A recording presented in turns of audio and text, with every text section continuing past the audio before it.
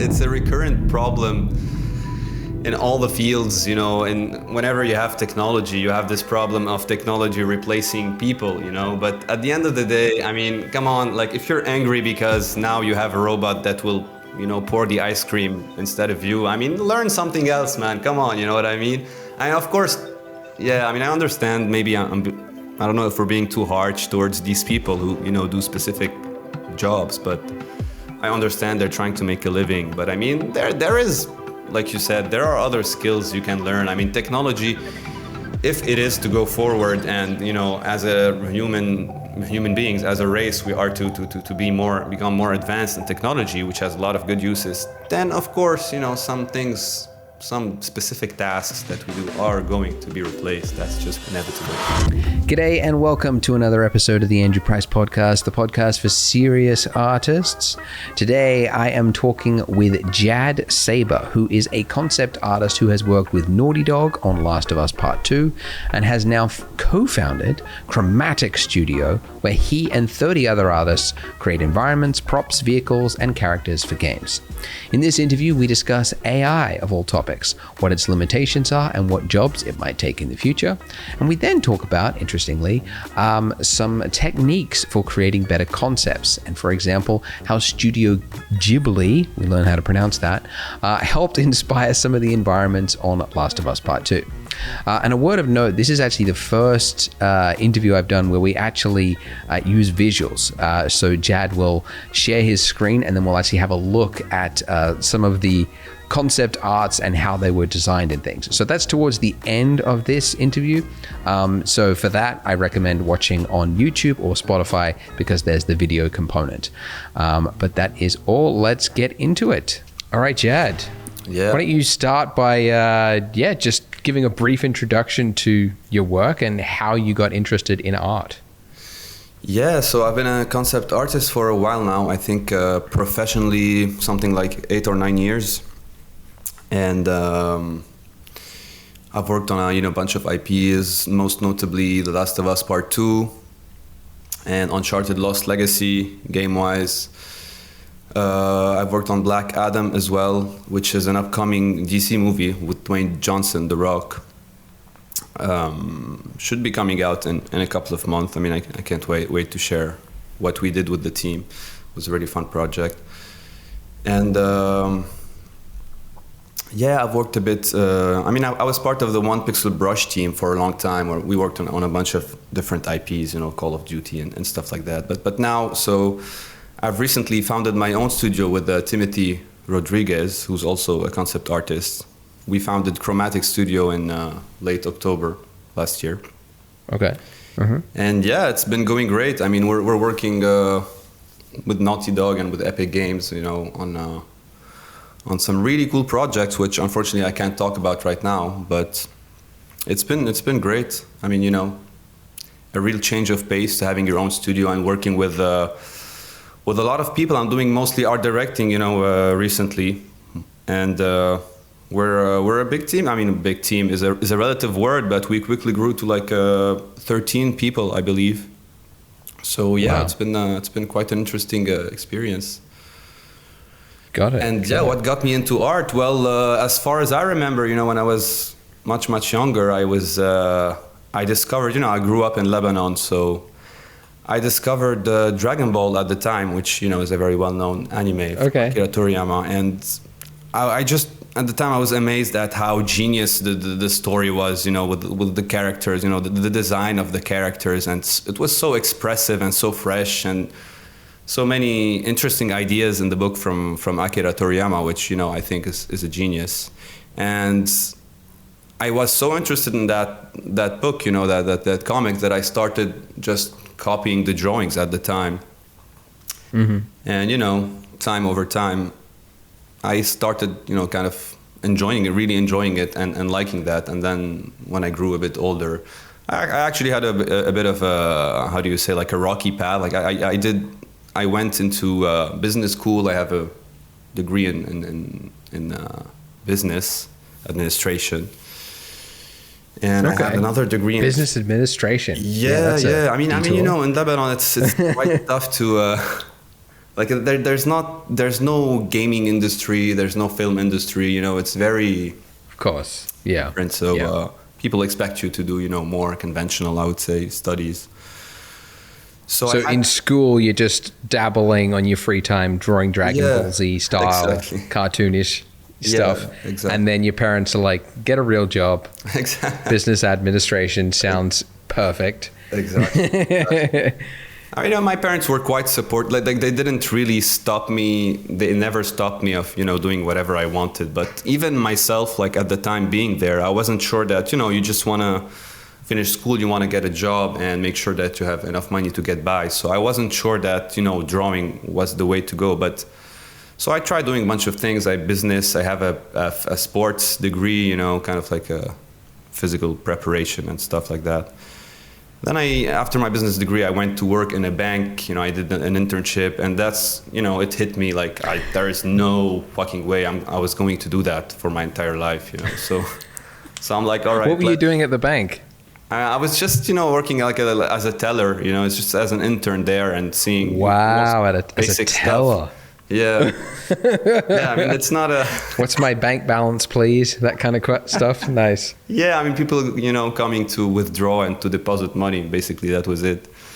And I kind of saw how it worked. I mean, it wasn't, it wasn't like some investment banking or so. I mean, I guess that would have been a bit more interesting. But yeah. right. It made me realize lucrative too. Yeah. So yeah, this is how I got into it. I was like, no way, I have to do something about that. And then I found, like, if I were to continue the story, actually, so this is what first got me into art. But then at that point, I found this, I had already graduated from my business degree and all of that. And I found this online school called the Art Department at the time. And it closed down now. It had a bunch of, issues. But it was my first entry point. It was you remember the website conceptart.org? I'm sure you do. Do you? Yes, yeah. yes. Yeah. So one of the guys who had founded the website, he had founded this school with an illustration academy in Texas, I believe, Austin, Texas.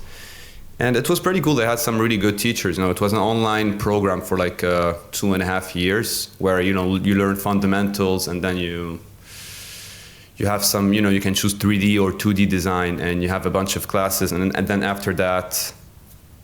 So it took like 2.5 years, and I believe it took me like at least 3 or 4 more years of just watching tutorials and practicing by myself until I got to a decent enough level where I could, work in the industry as a professional. Right. Okay.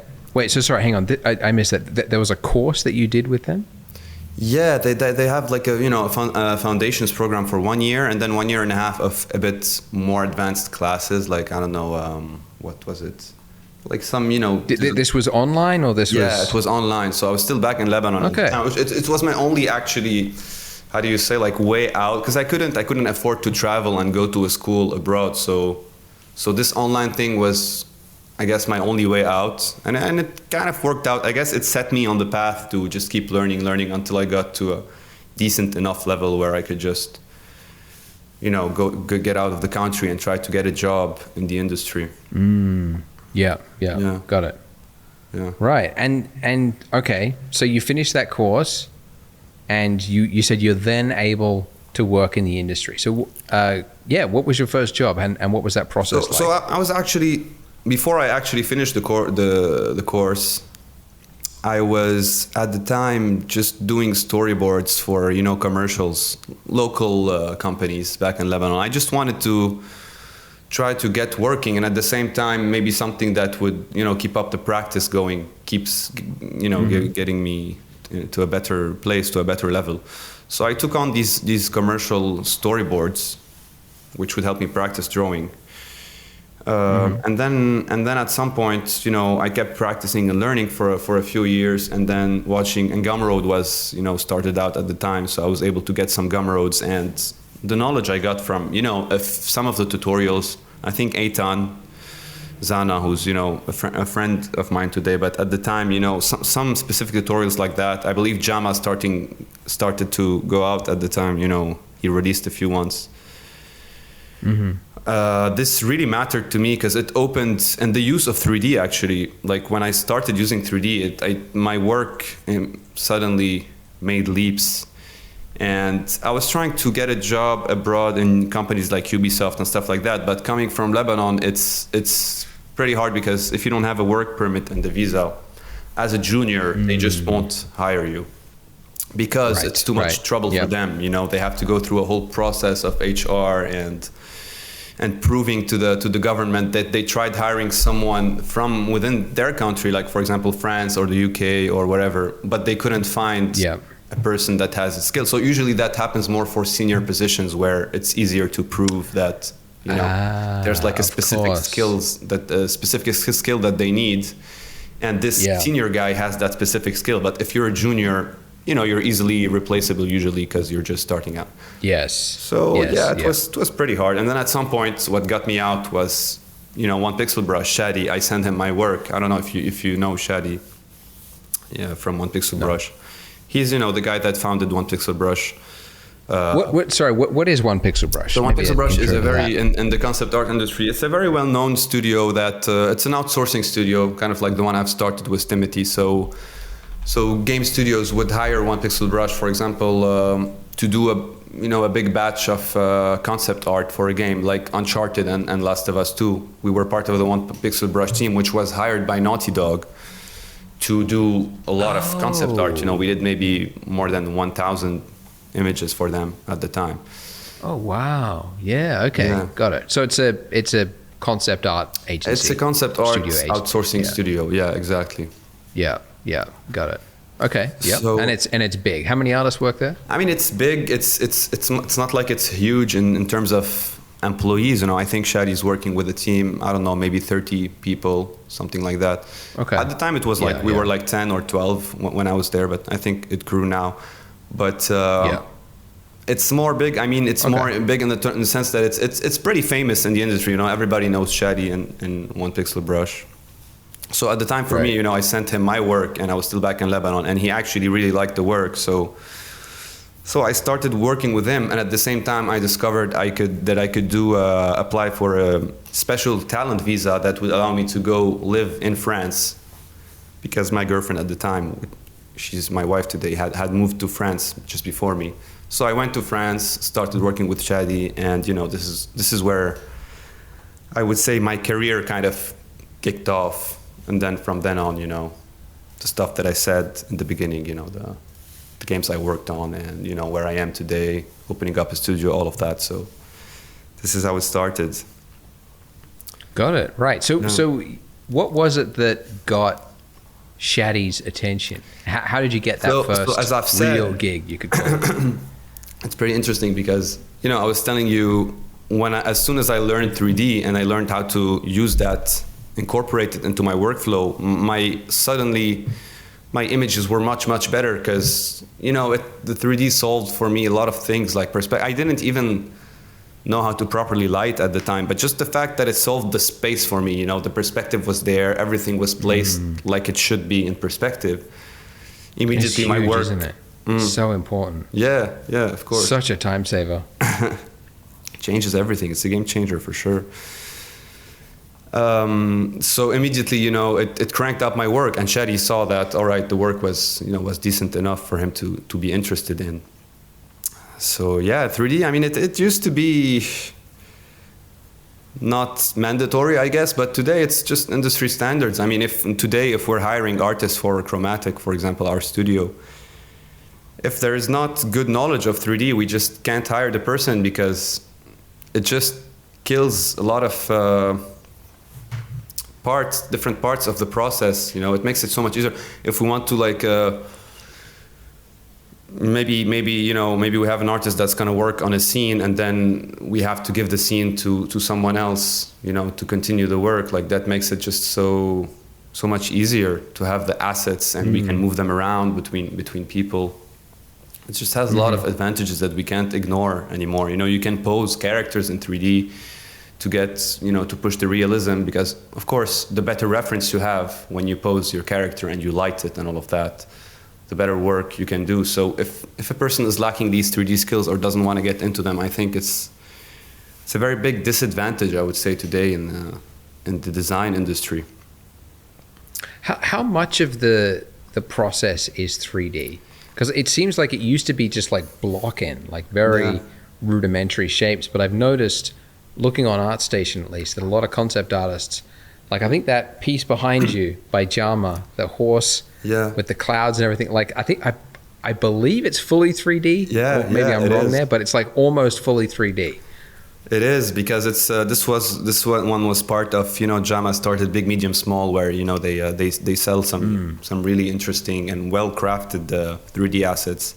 So Jama did this image to actually show off the assets, and as you were saying, this image has a lot of paint as well. It's like fully 3D, I would say, lit. He did the render in 3D, but then he would just paint it up to kind of lose that very rigid, 3D feel, even though it's not that rigid because the assets are well crafted, but he would still paint over it, to give it a certain style in the end. What is typically painted in your experience? Like what's an area that is typically like, all right, we got to paint over that to like make it feel less rigid? I think it depends on the render. So after you get your render, you open it up and you start looking, like, whenever you find a small area or an area that is just looking, you can almost see the polygons, or it's like making, sometimes the 3D has like maybe you would have your clothes or the clothes of your character, and then all of a sudden you would see an angle that maybe is a bit too straight, or it just pops, the 3D pops out, yes. So you wanna be hiding that just to give the impression that it's a painting, or something. Okay. Yes. Yep. Yeah. I mean, I've heard. So sort of hiding mistakes in 3D very easily. Not necessarily. Yep. I mean, I wouldn't call them mistakes, but maybe, rigid areas that stand out as 3D. And then it depends on the artist. Some artists like to keep a huge part that is looking more 3D. They just do touch-ups. Some of them like to paint more. And painting is not easy, so you really have to be good at painting if you want to paint it up and still have like a very nice result.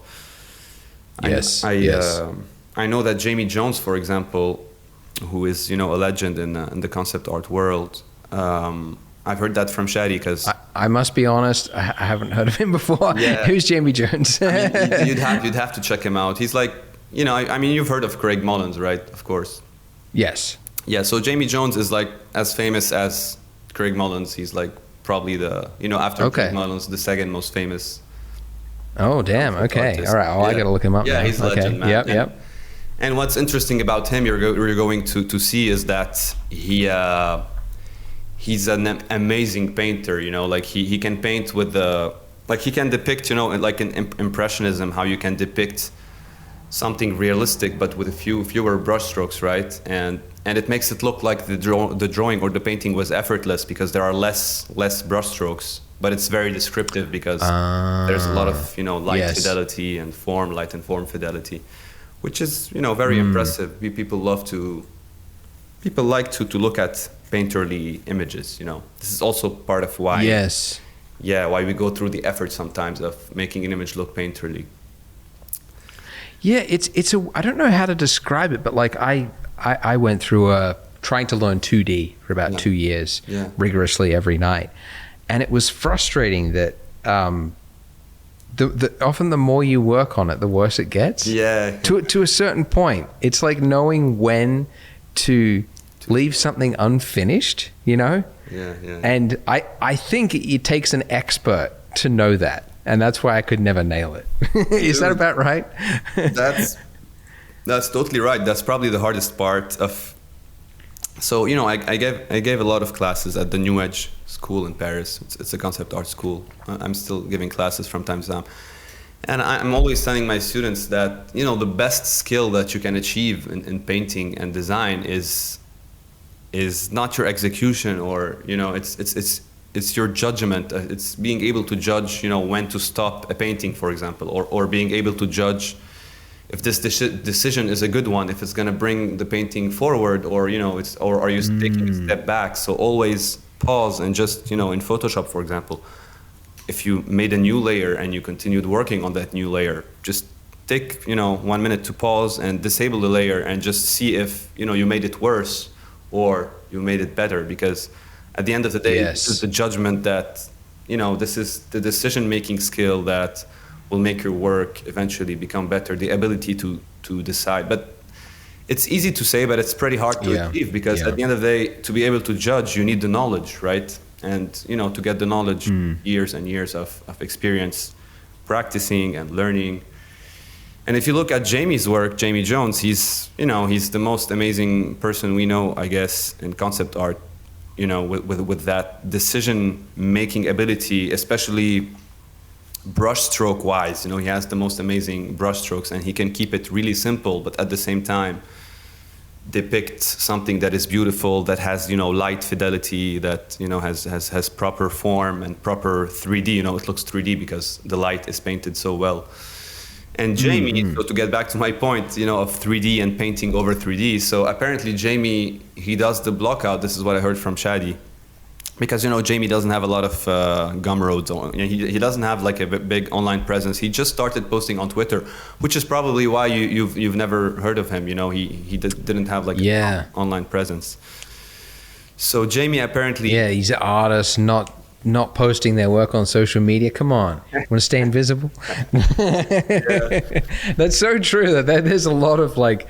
You'll hear a name sometimes and you're like, oh yeah, who's that? And then you're like Google and it's like, wow, it's a guy that's been working in the industry for 25 years with the biggest directors. And they're like, of course they don't need a social media profile. Like, why would they? Of course.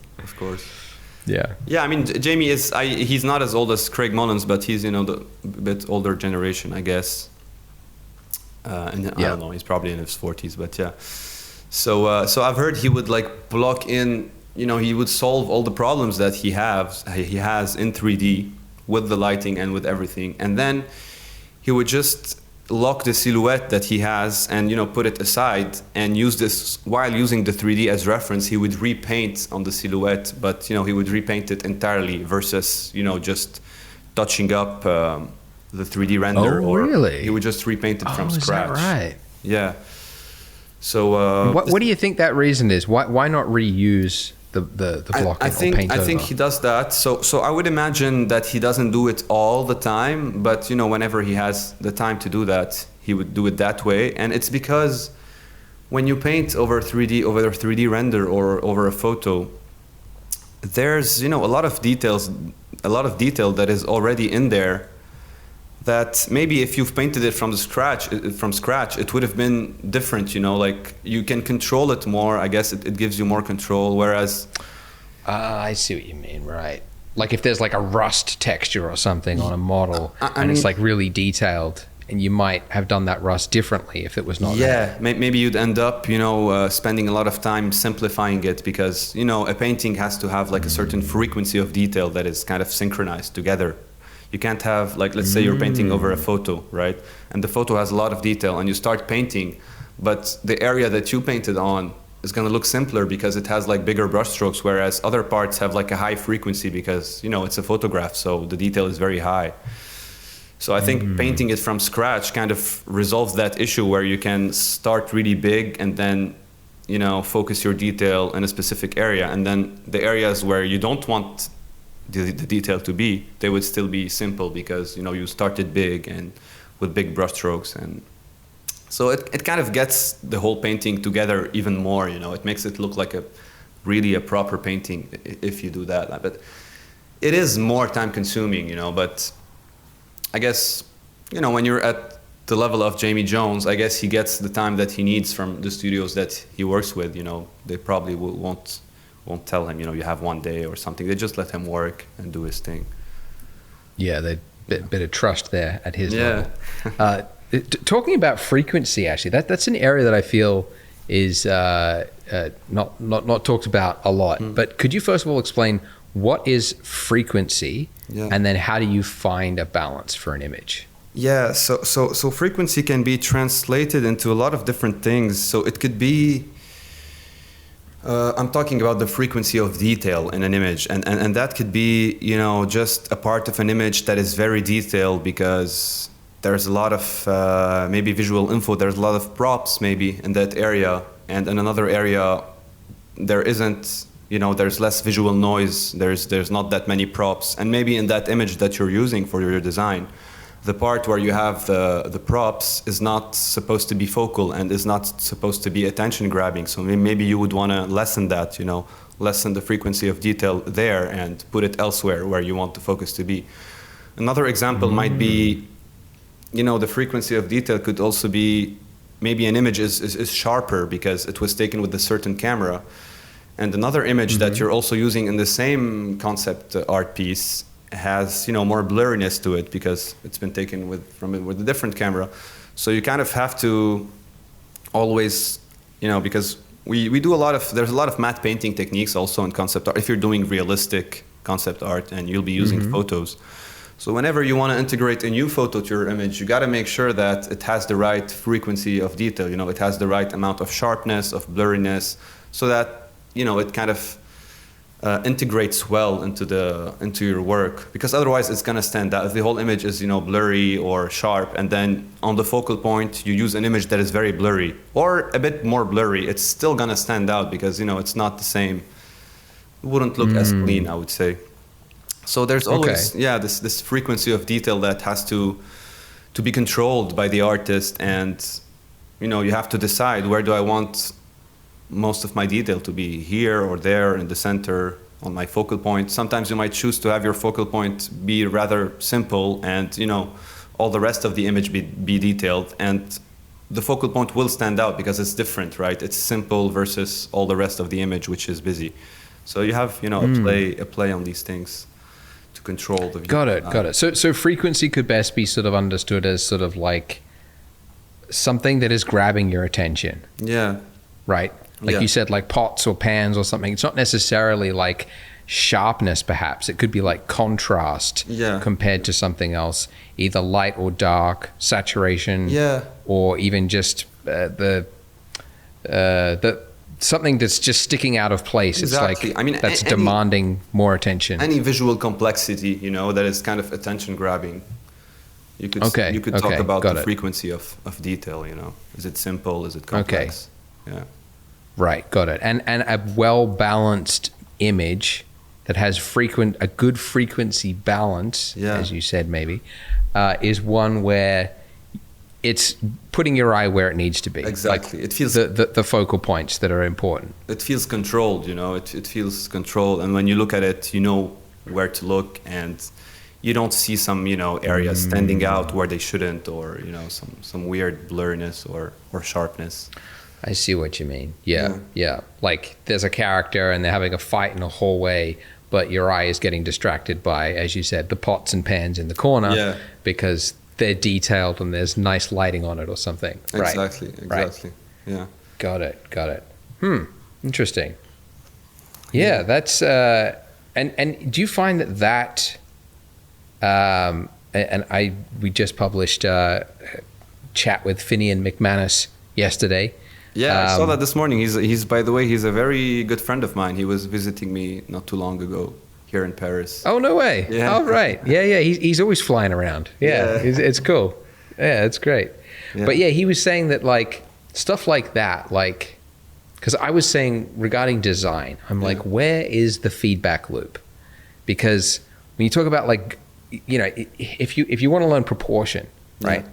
I found when I was learning, the fastest way to learn it is to have an image, and then you draw it and you try to get the proportions right, and then you line them up at the end, and then you see where it's off. Like I keep drawing the nose too big, or I keep drawing the legs too long, and then you do that enough, and you keep noticing it, and you highlight it, and you try it again.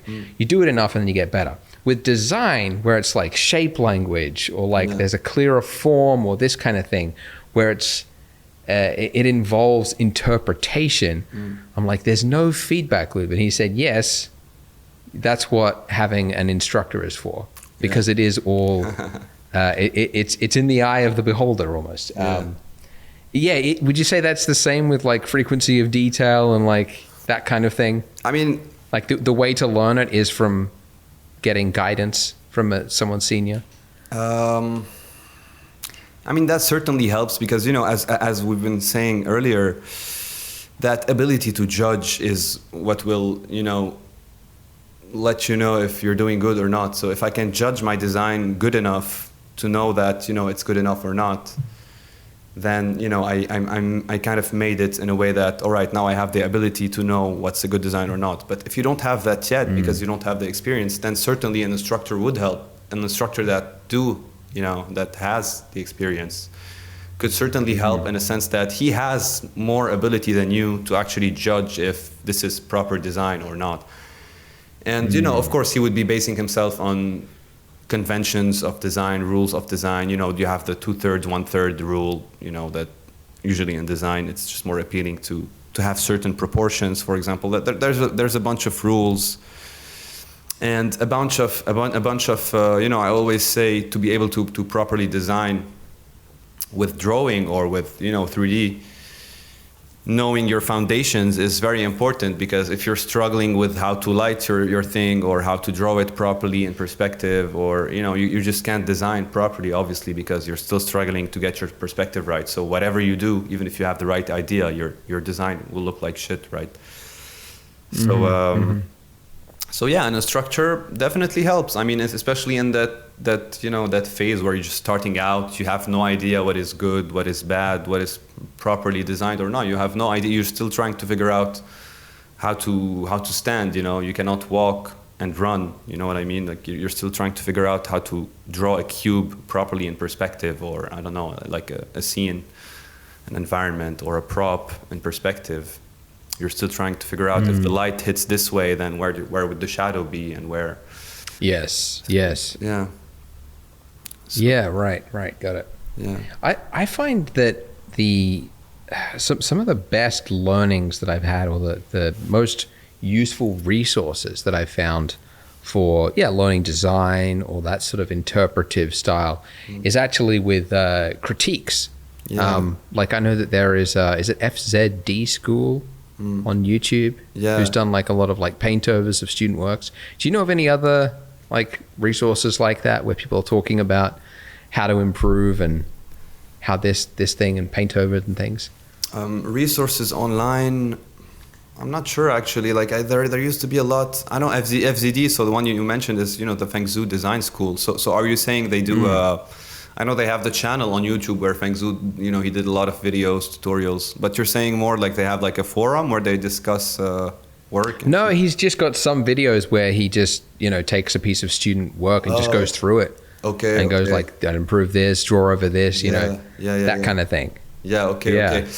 I don't know of any of that online, and we do that a lot at the school, at New Age School, where we're always giving feedback to students. And then, whenever you have workshops in Europe, there's a lot of workshops. There's Lightbox Expo also in LA coming up in October, which is a huge, convention for concept art and design.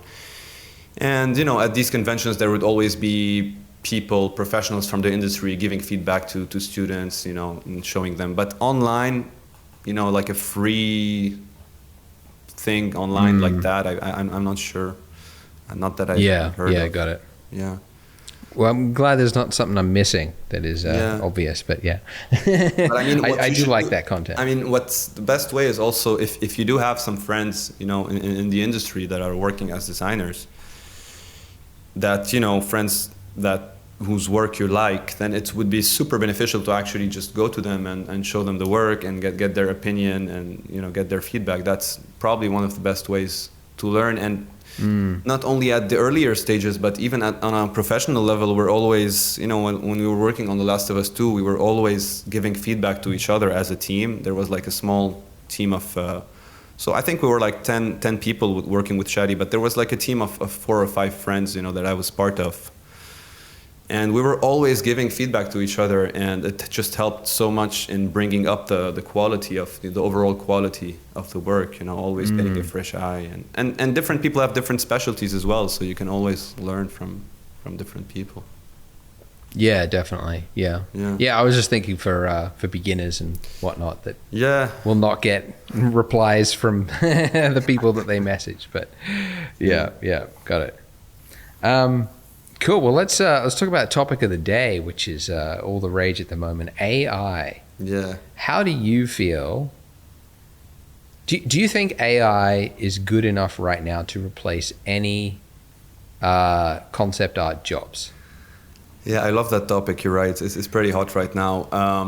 It is not there yet, I would say, in the sense that it wouldn't replace anyone just yet. But it is quite, there's a lot of people who are scared of it because it's getting pretty close, like you would see examples where someone would type a prompt and then you would get something that is like spot on. I mean, I don't know if you've seen this DALL-E, which for me, I haven't gotten access to it yet. I've applied because I'm really curious to try it. It looks so precise in the way that the image comes out from the prompt, because I've been experiencing with Midjourney a lot, which is another AI software. Yes. It works through Discord. I don't know if you've had the chance to. I've got it. Yeah. So Midjourney is pretty interesting, but it's still in my eyes like I've been getting some really cool results, but it's hard to get exactly what you want. It's pretty tough. So, it is. So if you get tasked from a client to do a specific thing, and then you have to write your prompt, odds are you could get some inspiring ideas to get you going, but that's about it for now. But DALL-E seems a bit more, precise.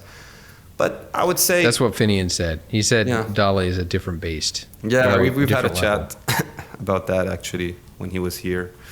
But Google I think is also working on one. I'm not sure what it's called. I forgot. Imogen. Yeah. It's not out.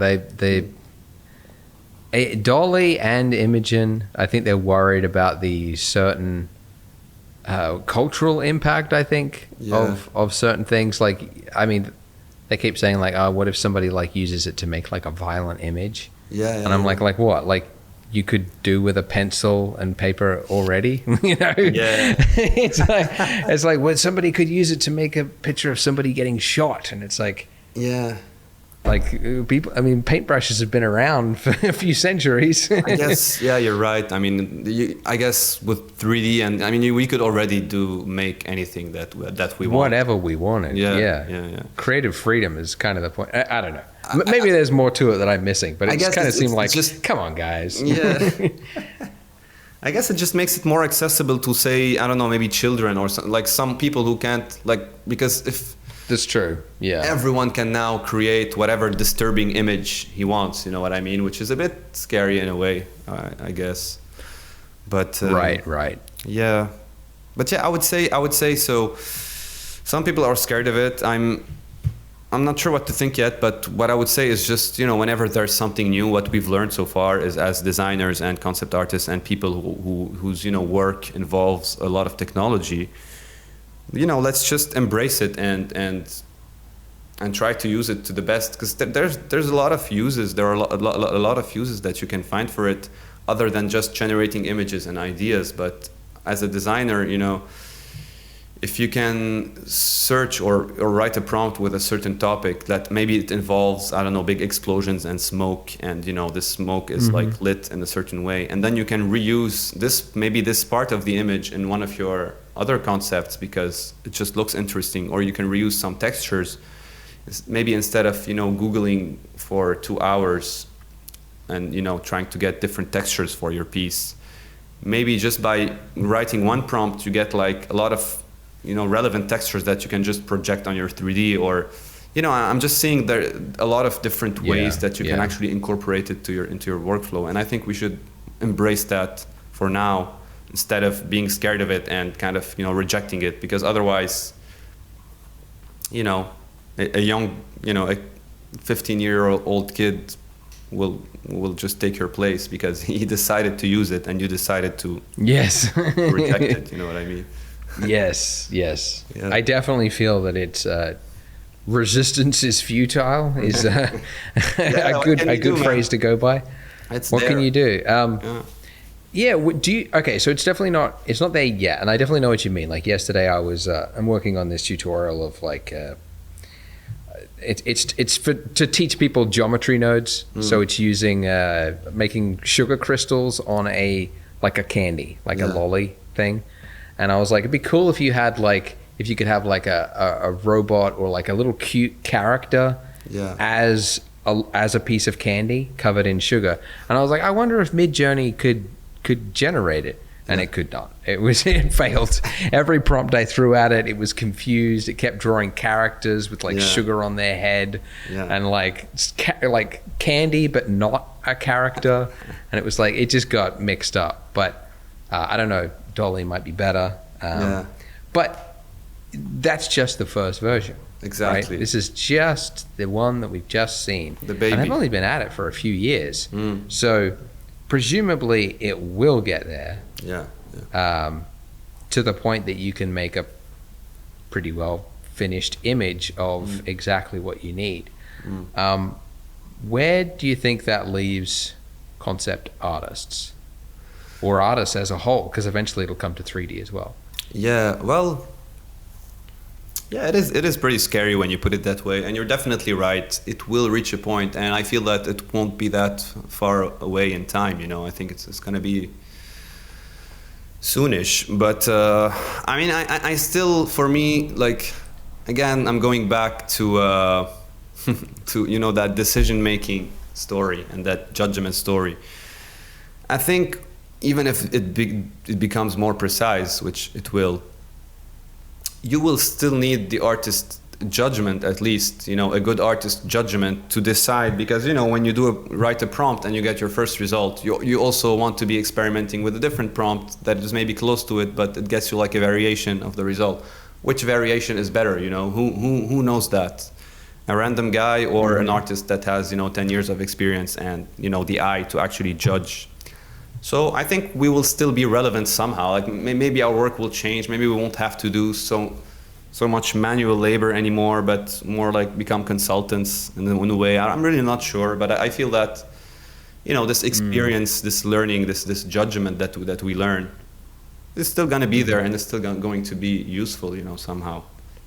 Quick pause to talk about you as a 3D artist. You want to be able to create good images. We all do. And that means you have to use your time wisely. And using your time wisely is not spent dealing with assets that you find randomly online. User-generated content is great when it works and is bad, really bad, when it fails. That means if you buy a model or you buy a texture or material, it should just work. And that is the problem that we are trying to solve at Polygon. We are a team of artists who are vetting the content that we create to create high quality textures and models and HDRs that just work. We've got very experienced artists that work in the industry. We know what goes into a good quality asset, and that is what we strive to create. So we have artists around the world that are going out capturing rare types of materials, generating models, and that is all at Polygon, of course, my company, POLIIGON.com, where you can find all sorts of assets for your next project. The link is in the show notes, description, wherever it is, or Polygon, POLIIGON.com for all of your asset needs. Now, back to the interview. Yeah, at least that's what I think. I could definitely see that. It's like, even in its current form, as you said, like picking the right variant that actually looks interesting, and knowing when to go, like, that's not quite good enough, give it a different prompt, tweak it in this way. It's kind of, I mean, from what I've learned of chess, apparently some of the best chess player in the world is not a human, and it's also not AI. It's human and AI joined, where the human is listening to the AI but overriding certain choices when it makes sense to. And maybe that's the future of art. It's, you can type in anything and get something that's pretty well good. And so therefore the art, the target really moves from a technical target to a creative target, a story target. That the best art is one where it's not just, any old sci-fi corridor from a spaceship, but it's like a sci-fi corridor of a spaceship with an interesting story, with like a Middle Eastern infusion and like an interesting, I don't know, character arc or something, It's pushing it to an interesting element that a computer would need to be guided to get there. Definitely. Maybe. I totally agree. I mean, I still believe we will have input. Again, it's going to be less manual labor, probably. So you will have to do maybe less 3D rendering, less, photo bashing and all that stuff and painting, but it will get you like 70, maybe 80% of the way there. And then as an artist, you would use your abilities to kind of touch it up and change whatever needs to be changed so that you can tell your story properly, visually. Now, I believe maybe the industry-wise,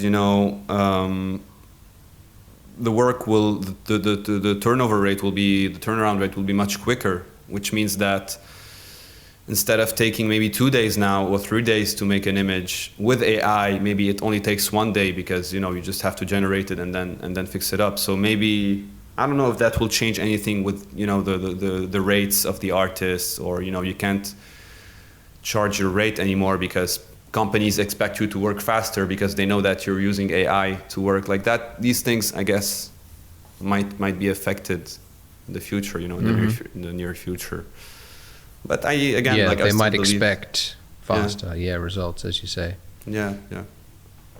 But saying that will be completely irrelevant or obsolete, I think it's probably too early for that.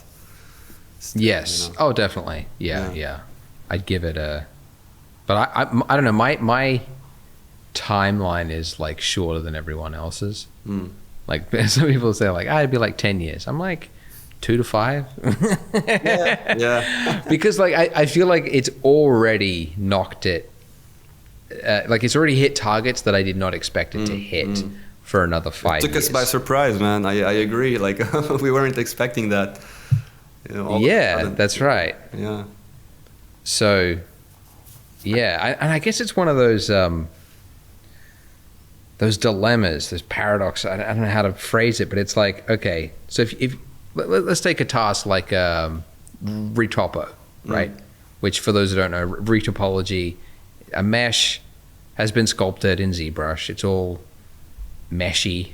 It's all got polys everywhere.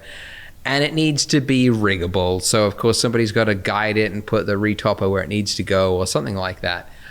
Yeah. That used to be a very, very manual process.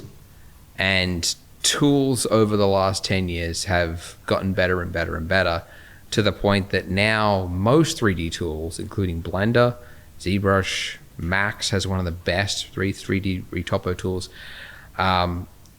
will just do it with a click of a button.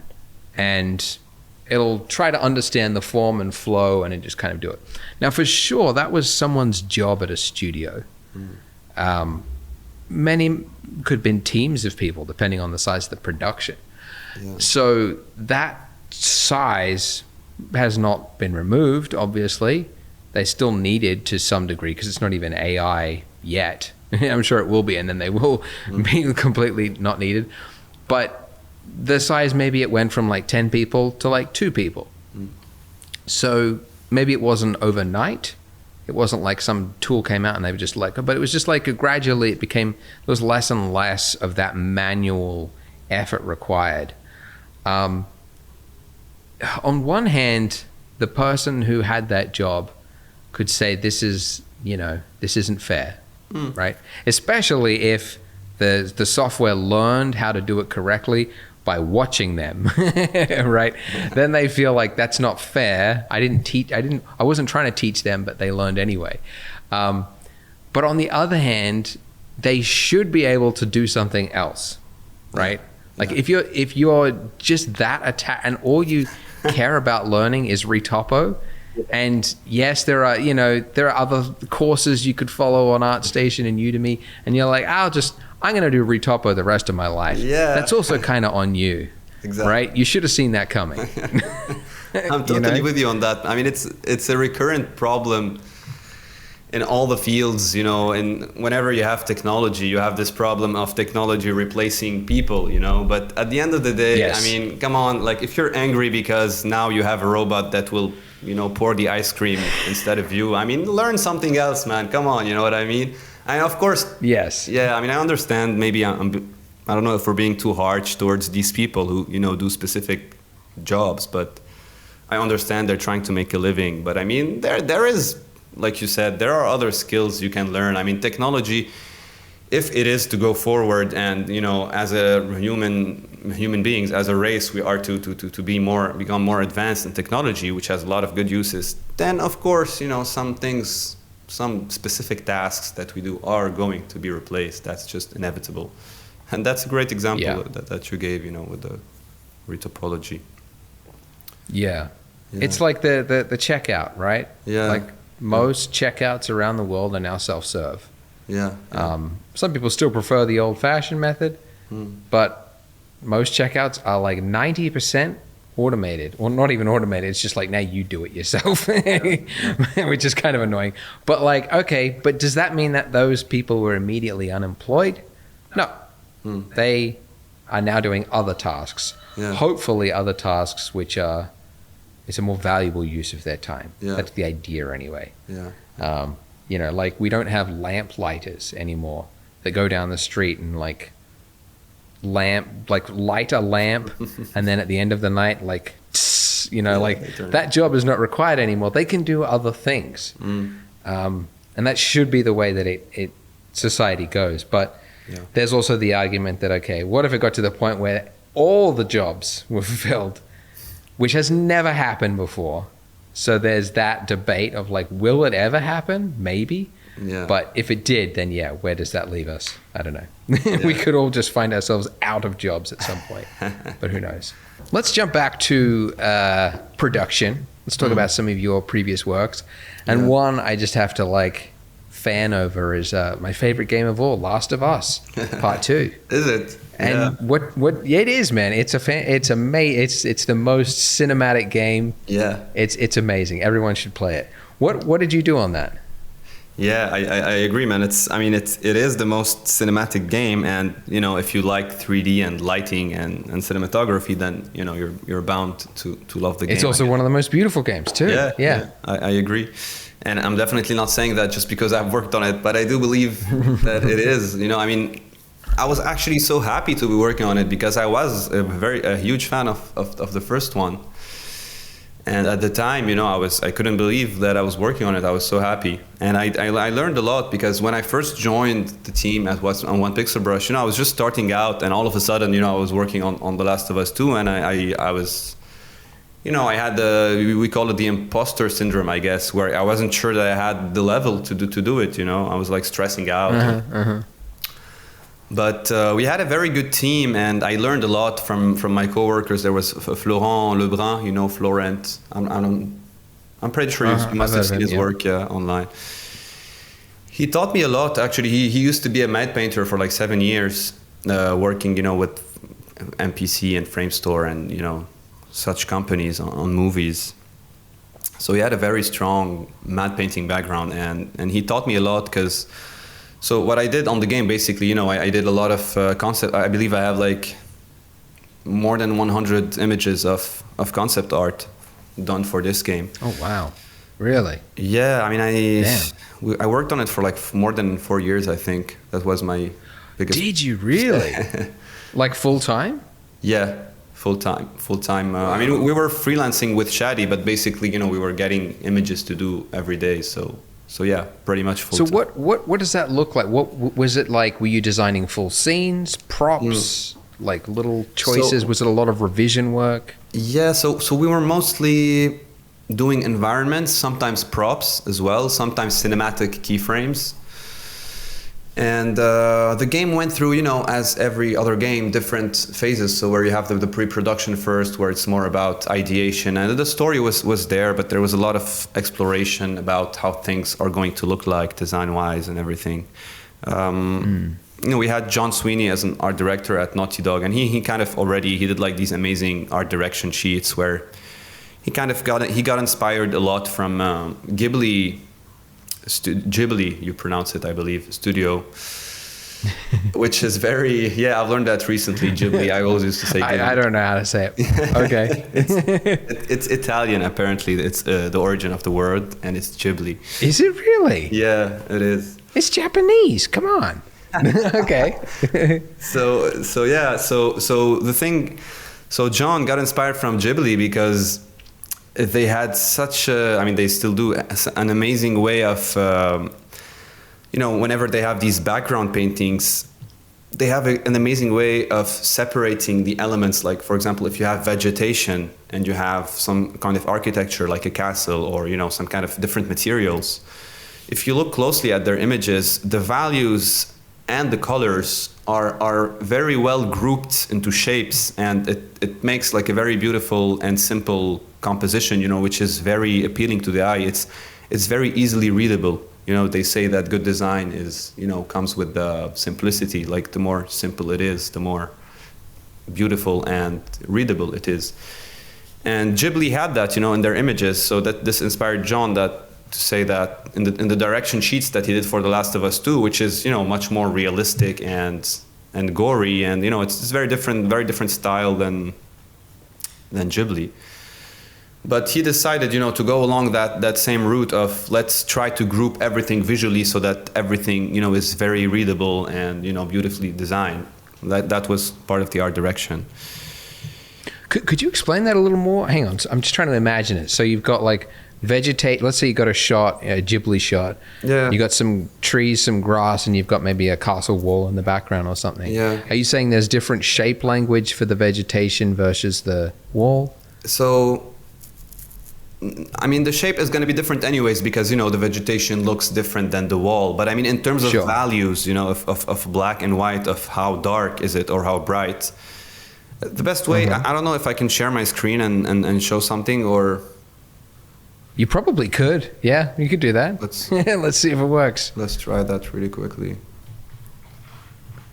Hey, I think it is actually recording your screen. That's great. Hope you're comfortable with everyone seeing what's on your screen. We should be fine, I think. So I'm gonna try to pick like this one, for example. You know, it's very clear that, you know, the vegetation, all those trees, they have almost a similar color or a similar value, and then the house is almost entirely red. At least the material that's, you know, that the facade of the house is red, and then the roof has some tilings, which is also grouped in one particular material or, you know, one particular color. And this makes the whole thing, you know, easy for the eye to read, right? So it's like color grouping, I guess? Exactly. Like this one, you know, you can see the value of the grass is brighter than the value of the trees. The trees are all darker. They all have this same darker value.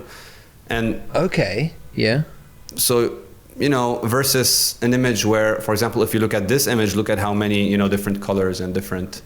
So they did this so well, you know, like this path here also has its own value / color, right? So it's so easy to make this path from the grass and then the trees and then the grass on the house, because it's the same material on the roof, on the ceiling. It has the same. It has the same value, right, and the same color. So this separation makes it really easy to the viewer to be able to associate, you know, this is that and this is this material, and I can clearly see everything, you know. So, okay, and how do you do that without it looking like it doesn't fit together? Because I'm just imagining, like, all right, you got a field, you've got like a cobblestone path, and then you want to, like, this has to be a color, this has to be a color, but if it's part of the environment, there should also be some sort of blend, right? Of course. Now you have, so it has, let's say, a local value or a local color. And then because, as you're saying, it's affected by the environment, then there's going to be, you know, in the shadow here, there's going to be a touch of blue, you know, maybe reflection from the sky and stuff like that. If you see in the shadows here in the trees, even though it's pixelated, you can already see, you know, some touches of blue that is, you know, coming from the sky. But in the general sense, you know, it has like a general local same value, right? This one also is pretty cool. Like, it's pretty clear, you know, you have the value of the house, which is white in the color, and then you have this value, which is, it's a group. I mean, to be fair, it's a group of very close together values, right? But we could simplify and just call it one value, if just for the sake of simplifying. And so, you know, this thing was kind of translated into our, if I go to my ArtStation here and we look at some of these Last of Us images, which are very realistic in texture. But if you look at it, it's kind of the same thing, whereas, you know, all my vegetation almost has the same value, right? It's the same shade of yes. green. And then the grass, because it's a different thing, different vegetation, it's a bit brighter, it's pretty close. And then I have the concrete here, you see, and it's all super close, right? Like this is very close to this, which is very close to this. So it simplifies and makes everything. I see. Yeah. Yeah. I see what you mean. Like on the left there, you've got this you've got cars, you've got some bits of metal chewed up, and that's about the same value and hue and saturation as these slabs of concrete that are on the ground. Exactly. Now, I get it. Of course, it's going to change a bit, whenever the light hits, it's going to make it brighter. But, in the general sense, whenever it's under the shadow, it's going to be the same where, it's under the shadow, and under the light, it's going to be the same. And it's interesting. I've never thought of that. And this is so helpful. What do you call that? Simplification? Grouping? Yeah. I mean, we call it, I guess, you have value grouping, where you group the values, and then you have the color. I don't know what they call it, but also, the thing is, in video games, so Sweeney did a really smart move here, because in video games, things always have to be clear for the player. He has to see, even colors, the color can help, for example, here, this orangey color, obviously, if you were playing this game and you get to this point, obviously you will be looking here, right? The color is just so important, and the focal points and all that stuff. And by simplifying all the rest, giving them like the same kind of value / color, it just makes everything so easily readable. We have the big shape of the grass here. We could draw like this shape, a contour. And then whenever you have detail, let's say you have a lot of vines and ivy here, which is very detailed, like it's a photo. Then if I want my piece of concrete here to read as concrete, then it has to be, it has to have a relation to all the rest of the concrete. Because if I made it a different color here or value, then, the human mind will have a very hard time to know that this piece that is sticking out here is actually concrete, right? That's so true. It's like when you do this, you're not looking at each individual element. Yeah. It almost brings out the silhouette more, the shape of it more, because there's less information in the material. Exactly. There's enough for you to see the detail and know what it is. Exactly. But it's more about the shape. Yep. I mean, that's definitely... That's a great little lesson there. And then what it could help you with as well is, because all of that is kind of simplified in the sense that, they have the same value / color group, then if you have something here that has like a bit more complexity or a kind of a different color, it will stick out, and that will help you establish your focal point, because, everything here is like dancing together, and then you have something that is kind of sticking out. Here it's a bit more visible here, like because the flame. Yeah, it's orangey, so you have, all the greenery, all the concrete, even, the characters don't have that much color, and then all of a sudden you have this, so obviously, you will be forced to look in this area. Yeah, I see what you mean. Yeah. Right. So I'm not sure how we got here. We were talking about... No, that's very interesting. Yeah. And while we're here, I mean, we've never done screen shares during a podcast. Yeah. Sorry to everyone with audio only, but we're doing video now. You can see it on Spotify and YouTube. Yeah. But you talked before about frequency of detail. So looking at the that art station. Oh, I was going to say to see your. Let's go back to see your. Maybe you could talk about frequency of detail.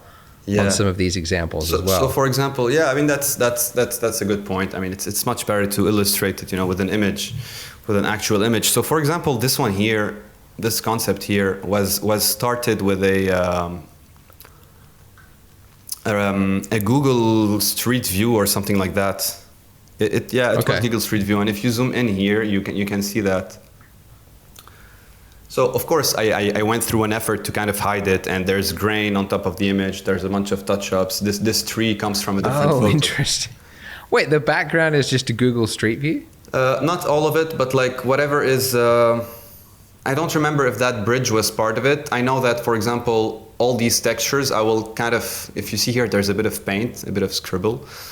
But whatever is in the foreground, I will always replace, because I would need like higher resolution images, because always, actually this is relevant to the frequency of detail. So when you're working your frequency of detail in such an image that is very photorealistic, then you would always need whatever is in the foreground to have proper resolution, right? Because if this was too low res, then, you know, I wouldn't, like, it's just, I see what you mean. It's just not sexy enough, you know. As long as your foreground has high enough resolution, then even if your background has low resolution, your eye will associate whatever it sees there to here. So even if I painted with a brush stroke, like if I took this value here, this gray value, and I did like a brush stroke like this here, this brush stroke will read as one of these concrete barriers, you know, these concrete slabs, because it has the same value, and, you know, I placed it there. But because it's in the background, I don't have to, you know, place like a big texture on it or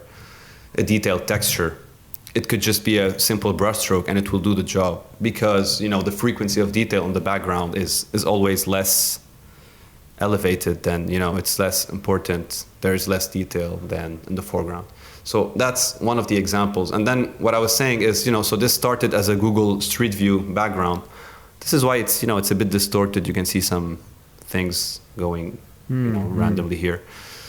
So whenever I'm gonna add, let's say, these vines here that are growing, or this tree that I added in the background. So this tree, I got it from a detailed image that has high resolution. But because I wanna integrate it into the background, I'm gonna have to lessen the frequency of detail by going into Photoshop. I'm going to apply, you know, there are a bunch of filters like, you know, Gaussian blur and all that stuff. So you have one that's called Smart Blur, and you have one that is called Surface Blur, which will blur kind of the inside of the image, depending on, you know, how much you play with the slider, but it will keep the outline kind of sharp.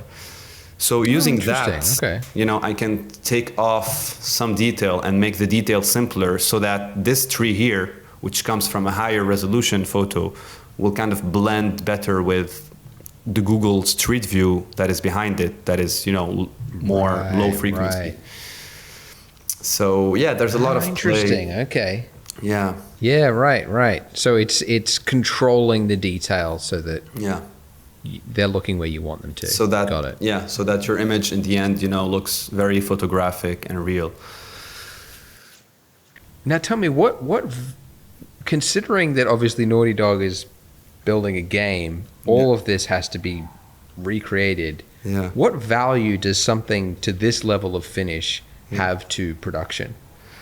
You mean what value do they get from this level of finish? Yeah, like why not just have, you know, like blocky shapes and kind of like flaming car here, this kind of thing? Why do they need to see it with the light? The thing is I mean, it's a great question, because especially with games, you know, such as Last of Us 2, where it's very photorealistic. It's very you know, the cinematography is just really beautiful. There's a lot of natural light everywhere.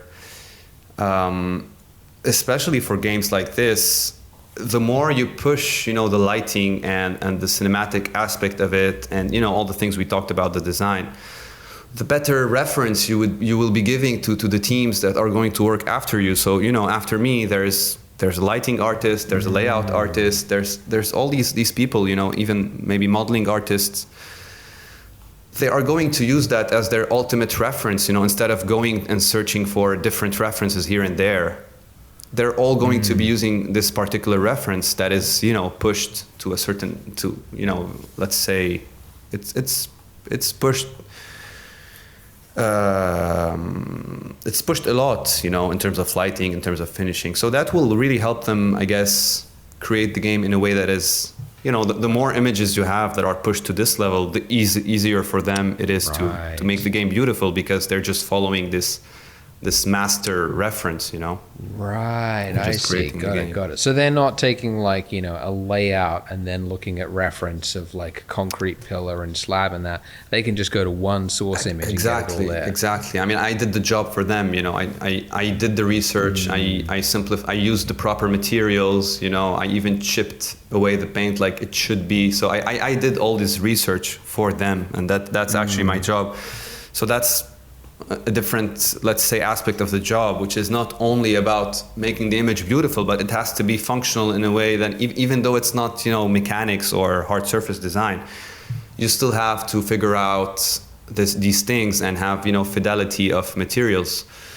Even, you know, the way the vines will grow on the wall, that is designed, you know, with a purpose. Like, for example, here I wanted it to look like it's kind of taking over the building and not just placed there as you would see sometimes. You know, these buildings have vines as you know, decorative elements, but in that case we wanted it to show more like it's, you know, kind of going from the ground up and taking over the building. And wow, that does make a lot of sense, because obviously it's far cheaper from a production standpoint to just have one person do it in 2D and bash things together, than to an individual artist make a single asset, texture it in substance and all that stuff, and do it wrong, and then they have to go through revision to make it work with everything else. If you just pull from one reference, it's much simpler. And that's the cool thing about Naughty Dog. They do give value to that. You know, they know that an image like that, for example, it's gonna take a bit of time. You don't make an image like that in 1 day, you know, or 2 days. It takes at least like I don't know, 3 to 5 days maybe. But it is worth it, because, you know, at the end they will have a proper reference. That, I mean, the film industry is a bit, I'm always thinking like, you know, some game studios have understood that. They have understood the value of pushing the art. And the thing is, not a lot of people, and I'm not bragging, but I mean, I think the people who can do this, even in the industry, you know, who can push to this level, there's a few, you know, there's, I don't know, I don't know how many, but if you look on ArtStation, then either it's like a full 3D artist, you know, a 3D artist, a proper 3D artist, you know, can push to this level, I think, you know, with at least this level of finish. Now, of course, comes into play the part of storytelling, of taste, you know, of cinematography and stuff like that. There's a lot of things that come into play. But what I mean to say is, you know, Naughty Dog, for example, among a few other game studios, have realized and have understood the value of doing this rather costly concept art, but it's so valuable because it gives so much info to different departments, right? Whether it be storytelling, lighting, layout, modeling. But in the film industry, you know, my problem with it is that I feel like a lot of people, a lot of productions, you know, they want to produce so fast and every day, you know, like just send me an image every day. I don't care if it's not finished. Sure, but don't you realize that, you know, if you actually push to this level, then you could even be helping the cinematographer, the DOP, you know, who's going to do the lighting. If he sees that, you know, with proper lighting, that's probably super inspiring to him. And, you know, but then you're taking his job, and how dare you? I mean, this is super valuable. You know, John Sweeney, the art director for The Last of Us 2, he did a lot of you know, these tests with photo shoots and for the cinematics, and he actually spent the time of, you know, posing characters and people, you know, people around him. They had like I think a studio dedicated for that, and at Naughty Dog in LA, and he would just, you know, take the time of posing and doing the makeup and you know, everything. Yeah, I think I watched his course on Learn Squared, and that was part of it. Like, go on a photo shoot, you know, get these shots. I mean, and that was where I lost it, because I'm like, I'm not gonna do a photo shoot. I was just like, I didn't sign up for this. I don't know what to do.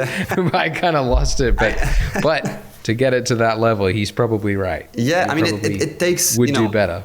For environments, it's like you don't need to really take a photo shoot unless maybe you're shooting yourself to have like a small character. But for these kind of keyframes, of course, it takes a proper setup, which we don't have at home. You know, they made it at Naughty Dog. But it's just to say that it is just so valuable to take these photos, because basically the job is done. This looks like a still image from a movie, you know, or from the game after it's done. So if you give that as a product, as a reference, you're already showing the teams how it will look like as a finished product. So what better reference can you give, right, for the work to be done properly? Yeah, you're right. And this is part of why, you know, because I always heard that a lot of most concept work is not finished pieces that you would post in a portfolio. Yeah. But at Naughty Dog, you're saying it's more common. Yeah, I mean, again, it depends on I guess it depends on where the game is in production. So if it's pre-production and we're still churning out ideas and the images are not that finished, then that's completely fine, because we're not even sure that this idea is gonna, make it through to the final game, right?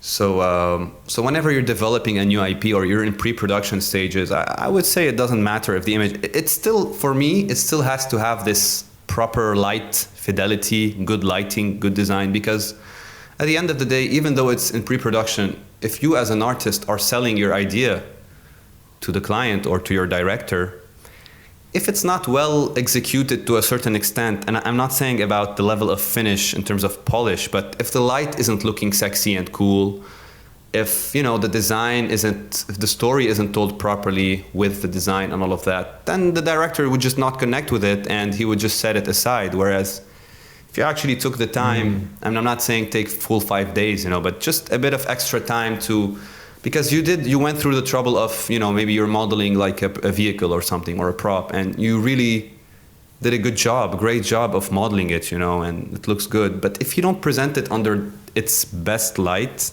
then you're actually taking away from it, and you're not giving it its full potential. You're not showing the director that if he lights it properly, it's gonna look amazing. You're just showing him. So it's just important to light things properly, I guess, was what I'm trying to say. Yeah, and there's definitely something to be said for seeing something in its in the situation in which it's the final, like as close to the final product as possible, because you can quickly realize that something looks great, on a silhouette on a gray background, exactly, and then just like falls apart in the environment or setting. So exactly. And the opposite is true as well. Maybe this particular prop would look amazing in this particular context, and this is the context that we need, so let's do it. Or it might, like it might look bad on a gray background, but if you put it into its environment, it's going to look amazing because, it's silhouetted in a certain way, it's lit in a certain way. So yeah, that's right. Yeah. Fascinating.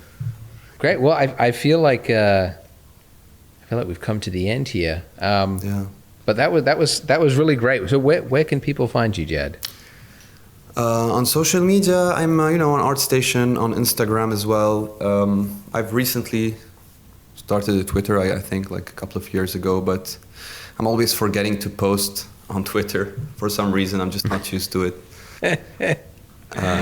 A lot of artists don't. A lot of really good artists aren't active on Twitter, I noticed. Yeah, I guess, after the NFT craze, everybody started going on. Everybody fizzled out. But then, everybody realized that we weren't going to just become millionaires, all of us, and then... Yeah, like Beeple. He led us all astray. Got it. All right. So Instagram, ArtStation. I'll put links to that below. And where are you working right now? You're working at Chromatic Studio. Yeah. So we founded Chromatic Studio, which we also have an Instagram page if people are interested. And we're still a pretty recent studio, I would say. We started in October last year, so we mostly have personal work here of ourselves and our artists. Even though we're working on some very interesting projects, but it takes time for these projects to be released, and can't wait to share with everyone what we've been doing with the studio. Yeah, it's fantastic. It looks the work you guys are doing is great. Yeah, thanks, man. Cool. Appreciate it. Awesome. All right, well that's it, guys. Thanks very much. I'll put links below where you can find Jad, and thanks so much, Jad. Thanks for having me, man. Have a good one. Talk soon, Andrew.